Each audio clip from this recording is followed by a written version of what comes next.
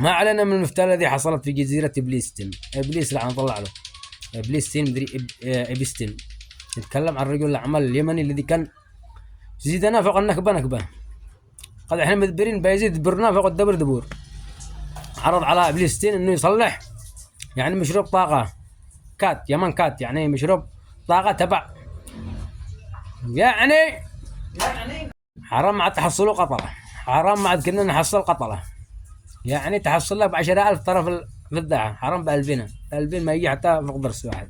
كيف 10,000 الدعة؟ والله في الدعة 10,000 هنيك 10,000 ما عاد يحصلوا لأنه كله تبع المصنع يمن مشروب طاقة مفروض ما يمن كات. يمن كات كان شنكو بالعالم اللي جنبنا، العالم كان ينتج يعني كلهم يسمعوا قال لهم يمن كات، يعني كان يخلي العالم كله مدبر زي ما احنا مدبرين، ويزيدنا فوق الدبر دبور. المشكله اصحاب ما يؤمن على قدر يمسكهم بعدين يقول بفك لي شاطير حرام بال2000 ما يزبطك لما يصل اخر الشارع. عموما هؤلاء هم دعاة الحضاره ودعاة السلام، دعاة الانسانيه. هذا ما حصل في الجزيره الا يعني غيظ من فيض، وما خفي كان اعظم. اطفال وقاصرات ملوك وزعماء، بينهم عرب بينهم عرب بينهم عرب يا جماعة الخير.